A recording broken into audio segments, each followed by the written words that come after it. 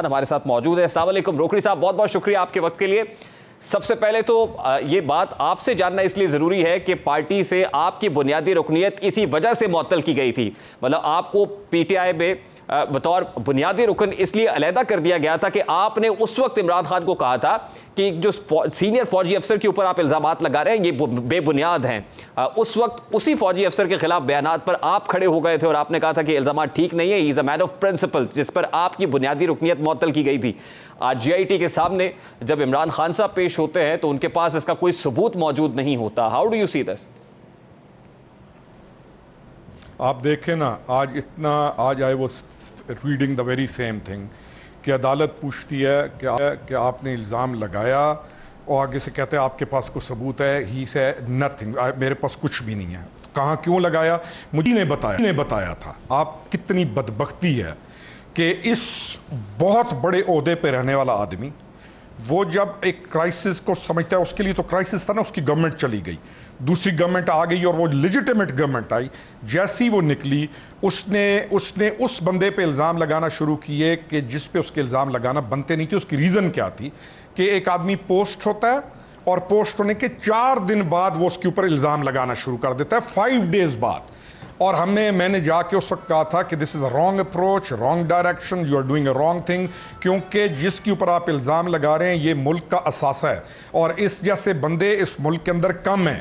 اور میں آج بھی کہتا ہوں کہ اس ملک میں بندے اچھے کام کرنے والے کم ہیں، اور اللہ کا شکر ہے کہ وہ اچھے موجود ہیں کہ یہ بچ جاتا ہے، نہیں تو ورنہ جس کھڈے میں لے کے جا رہا تھا عمران خان اور جو اس کا گریٹر پلان تھا اور جن لوگوں کو وہ ساتھ لا کے اس کھڈے کے اندر اس قوم کو لے کے جانا چاہتا تھا، پھر اس ملک کے محافظوں نے اس ملک کو بچا لیا۔ روکڑی صاحب، آپ کی جب آپ کی چیئرمین تحریک انصاف سے اس وقت بات ہوئی تھی، سوری ٹو کٹ یو، تو اس وقت انہوں نے آپ کو کیا بتایا تھا کہ کس کے کہنے پر وہ حساس ادارے کے افسر پر یہ الزامات لگا رہے ہیں؟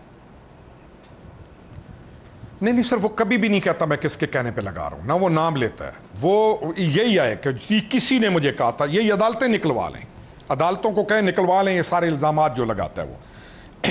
اس کے پاس کون سا ایسا سورس ہے جس کی بنیاد پر اس نے اس ملک کی بنیادوں کو کھوکھلا کر دیا اور پھر ایک کرائسس کو جنم دیا، ایک کیوس کو جنم دیا، اور لگاتار اس کیوس کو چلا کے 9 مئی کے اندر آ کے اس قوم کے بچوں کو اپنے ملک کے خلاف استعمال کر گیا، اور himself he is saying کہ میرے بچوں کے لیے یہ ملک جو سیکیور نہیں ہے۔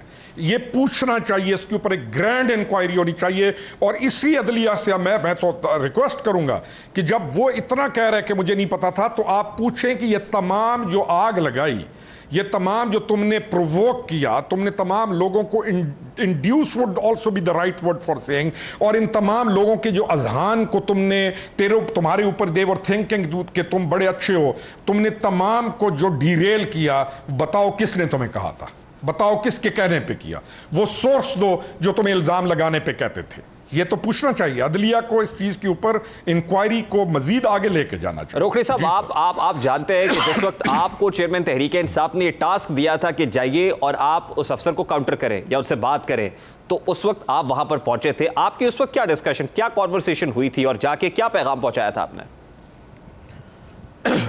سر دیکھیں نا، بات شروع ہوئی شہباز گل کے فراڈ سے۔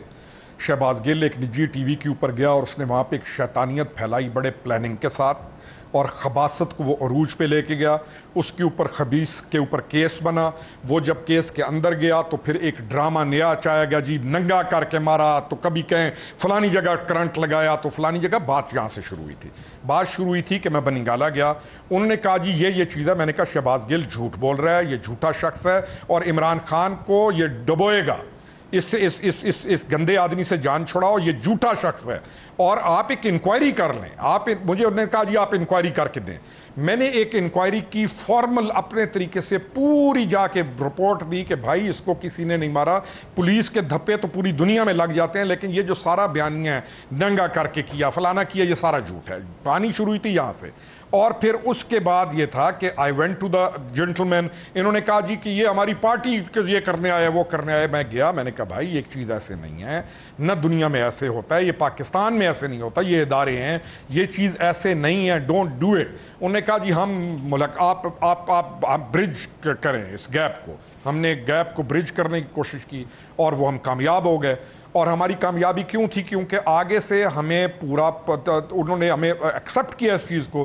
ان کی ڈیمانڈ کیا تھی؟ ان کی ڈیمانڈ یہ تھی کہ جیسے دوسری پولیٹیکل پارٹیز ہیں پاکستان کی, آپ بھی پولیٹیکل پارٹی ہیں, ہم عمران خان کو ڈیو رسپیکٹ دینے کو تیار ہیں. پلیز عمران خان کو سوچنا چاہیے کہ وہ کیوں اداروں کے اوپر اور کچھ پرسنالٹیز کو ٹارگٹ کر کے ایک مہم چلا رہے ہیں ان کے خلاف. ان کی بات بھی جسٹیفائڈ تھی. عمران خان کی باتیں تھی کہ جی الیکشنز ایسے ہونا چاہیے, ایسے ہونا چاہیے. انہوں نے کہا جی دیکھیں آپ پولیٹیکل پارٹی ہیں, لائک ادر پولیٹیکل پارٹیز, آپ باقی پولیٹیکل پارٹیز کی طرح آپ کا ایک مقام ہے. اچھا, جب ہم نے وہ ساری چیز کو برج کر لیا اور آ گیا کہ جی let's sit down now, Imran Khan نے ادھر منہ پھیرا. Imran Khan said no I am not sitting. 3 دفعہ میں گیا, تینوں دفعہ میرے بیٹھنے کے بعد میں واپس آ گیا اور مجھے سمجھ آ گئی کہ یہ عمران خان نہیں بیٹھنا چاہتا. He is up to something else. یقین کیجیے آج آپ کے چینل پہ یہ چیز بتا رہا ہوں. مجھ سے کسی نے پوچھا یار یہ کیوں نہیں بیٹھنا چاہتا؟ میں نے کہا یہ لانگ مارچ کرے گا. انہوں نے کہا پھر؟ میں نے کہا یہ لڑائی کروائے گا. اور وہ دن تھا, میرے کئی دوست ہیں جو اس وقت میرے ساتھ بیٹھتے تھے, وہ کہتے تھے کہ جو چیزیں تم نے اس وقت کہی تھی, جو چیزیں تم نے کہی تھیں آج ایگزیکٹلی ویسے ہو رہی ہیں. میں نے کہا یار مجھے کیا تھا کہ میں کوئی اللہ, میں کیا ہوں, میں ایک عام آدمی ہوں, لیکن کیونکہ میں اس چیز کے اندر داخل ہو گیا اور میں اس چیز کو خود دیکھ رہا تھا. میں سوشل میڈیا کا وکٹم نہیں تھا, میں ٹی وی کو نہیں دیکھ رہا تھا, میں ایک حصہ تھا ایک چیز کا. تو مجھے سمجھ آ گئی کہ یہ بندہ تو کسی صورت درست کرنے کو تیار ہی نہیں ہے معاملات کو, تو یہ کچھ اور سوچ رہا ہے. وہ جو کچھ اور سوچ رہا تھا وہ 9 مئی کو آپ کے سامنے آ گیا. روکھڑی صاحب, دس واز دا پوائنٹ جہاں سے چیئرمین پی ٹی آئی اور پی ٹی آئی کا ڈکلائن شروع ہوا تھا. If I am not mistaken, جس حساس ادارے کے افسر پر وہ الزامات لگا رہے تھے ان کی اپوائنٹمنٹ اس وقت ہوئی تھی جب لیفٹیننٹ جنرل سرفراز شہید کا جو ہیلی کاپٹر ہے وہ گر کر تباہ, اسی روز یہ اپوائنٹمنٹ ہو رہی تھی. اور پھر وہ جب شہباز گل کی جس کال کی آپ نے بات کی ہے, اور جو کچھ انہوں نے اس کال میں کہا, obviously he had to face the music. لیکن مجھے سمجھ نہیں آ رہی ہے کہ اس وقت براہ راست ایک ایسے افسر کے اوپر جو بھی نیولی اپوائنٹ ہوا ہے اس پر الزام عائد کر دینا, مطلب یہ narrative building P T I کے اندر تو آپ نے بڑے قریب سے دیکھی ہے. یہ کہاں سے کس سورس سے انفارمیشن آ رہی ہے, کیسے پروپوگیٹ ہو رہی ہے, یہ ڈوریاں کہاں سے ہلائی جاتی تھی؟ مجھے اس بات کا جواب چاہیے سر.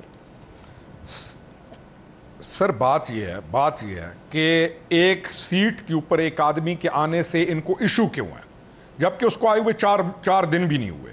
کیونکہ ان کو ایشو اس لیے تھا, اس پوری ٹیم کو, جو بھی یہ نیکسس تھا, اس ٹیم کو ایشو یہ تھا, ان کو پتا تھا کہ اب right man at right place آ گیا.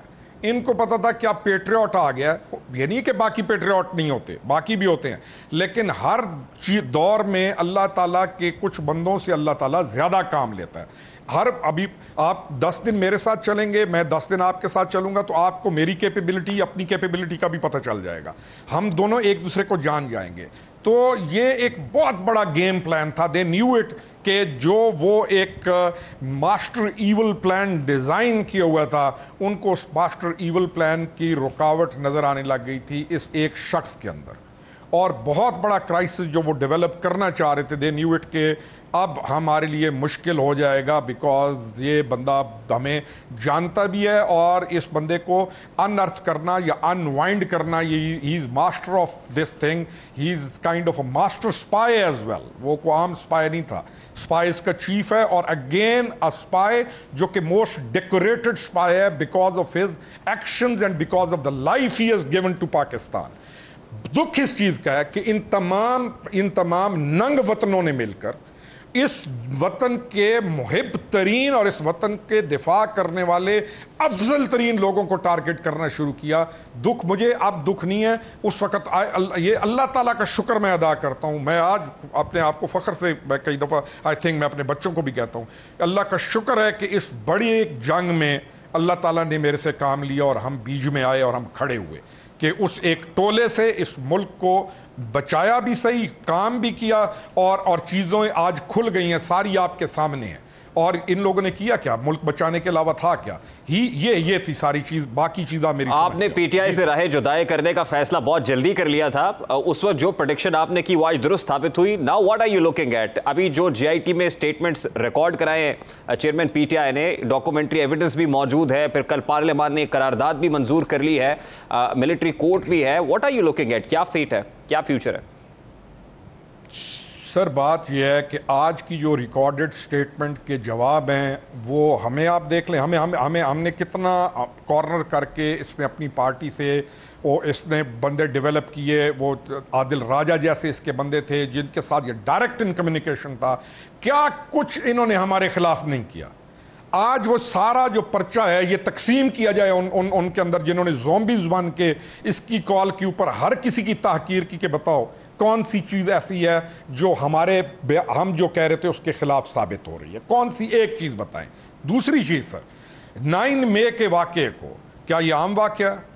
کیا یہ کوئی چھوٹی سی چیز ہے؟ کیونکہ ہم جرم پہ جری قوم ہیں, ہمیں جرم لگتا نہیں ہے, ہمیں ایک دوسرے کے جو ہیں وہ مقام کا بھی احساس نہیں ہے, اور ہم ہر جرم کرنے والے بندے بن گئے, جبکہ قوم اچھی ہے, قوم اوورآل ڈوسائل ہے, اوورآل اچھی ہے, لیکن عادی ہو گئی ہے جرم کرنے کی. اس لیے 9 مئی کا واقعہ بھی بڑا عام سا لوگوں نے کچھ سمجھا, اب آ کے سمجھ لگ رہی ہے کہ نہیں عام واقعہ نہیں تھا.